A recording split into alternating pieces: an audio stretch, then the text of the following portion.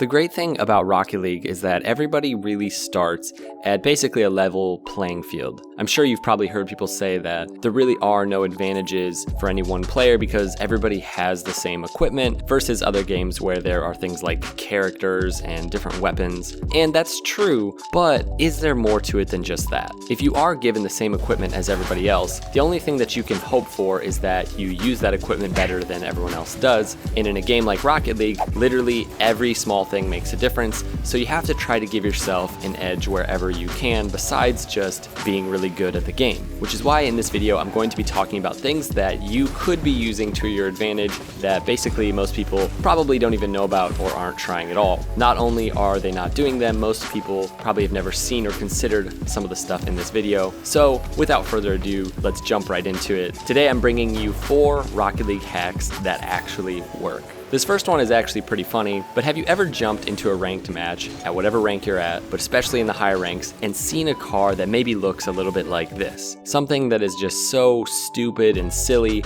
and you know, even at the highest ranks, this happens every now and then. Amidst all of the clean, nice Fenix and ultra simple Octanes, every now and then you just run into that guy. But who is that guy, really? Is he even good at Rocket League? Well, he or she obviously is, but if this person is on the other team, odds are it's having an effect on you even if you aren't realizing it, even if it's just distracting you ever so slightly. Maybe it's even thinking about the fact that if this person beats you or if they outplay you, they're doing so with like toppers and just in a horrible car. People have grown so accustomed to the everyday cars that you see in ranked, again, like the Octane, the Dominus, the Fennec, maybe even the Batmobile, that doing something like this can really give them a bit of a shake. So basically go and make yourself a preset of the dumbest looking car that you can possibly make. Odds are in some way it's going to affect your opponents. Maybe they'll underestimate you. They'll be like, oh, this guy's using a car like that. There's no way he's actually taking this seriously. Or better yet, maybe you'll tilt them a little bit.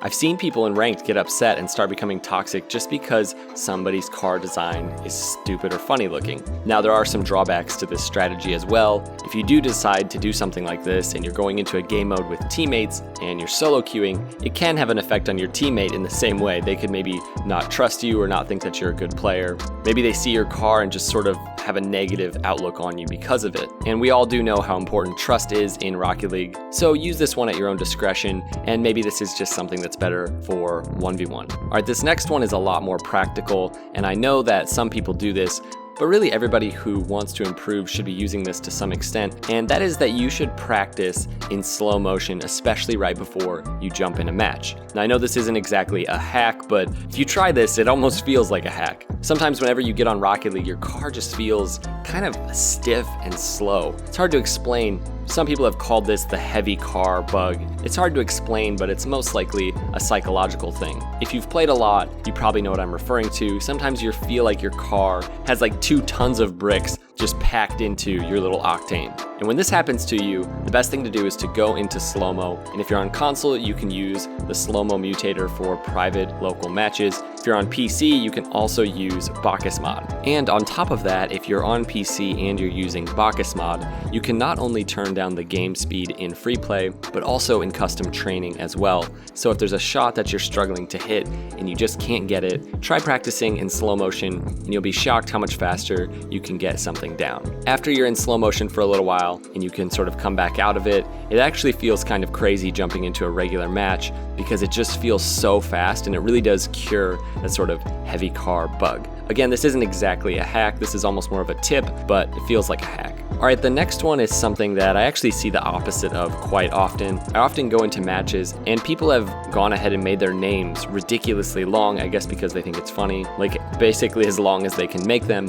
And it got me thinking, this is actually giving yourself a disadvantage. Now, I've seen this before and I've thought about this quite a bit, but I've come to the conclusion that this is a disadvantage, having a long name. So at a high level, people use other people's nameplates quite a bit. Most pros even turn up the size of their nameplates for visibility. So why would you want to help your opponents out by giving them the most noticeable, most legible nameplates that they can read from like 3 blocks away? When you think about it, that really doesn't make any sense, and especially for kickoffs. If you are doing a high level 1v1 and, you know, not even necessarily that high level of one, or also if you're just in a regular match and you have a kickoff, odds are that you are using their nameplate and they're using your nameplate in some way to basically keep track of you and adjust their kickoff accordingly. So instead of helping your opponents get a better read on you, the best thing to do is actually give yourself as short of a name as possible, to basically give them the least amount of real estate to get a read off of where you are and what you're doing. And I'm pretty sure that if you can make your name short enough, the ball will actually completely hide it on some kickoffs, which is a huge advantage. And as we know, kickoffs are very important. So give this one a try, guys. You're not going to exactly see the results of it, but you could see yourself winning more kickoffs. All right, here is the last one, and this is something that I know a couple of pros have mentioned here and there, but it kind of falls to the wayside often. So have you ever been just sort of cruising around in your Rocket League car and all of a sudden you hear your opponent's engine sound or their boost just sort of roaring from behind you? I'm sure all of you have at some point, and that is an instant giveaway that they're probably going for a bump or a demo. So naturally, it would only make sense to try to minimize this as much as possible, to give your opponent as little information as you possibly can, and that includes choosing the quietest boost and the quietest engine sound possible. Whether or not you acknowledge it,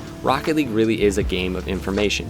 Information is power, so the less information that you can give your opponent, this is absolutely better. Now, I do not know specifically which engine and which boost are the quietest, but in this one RLCS match, they were talking about how Flakes was actually trying to make his car as quiet as possible. So, on the topic of Virtuoso, this only got brought to my attention the other day. Apparently, he has set up his car specifically for demos. He has got the quietest possible setup that he can find. He is on OEMC for the end. Go and listen to it right now. That's amazing.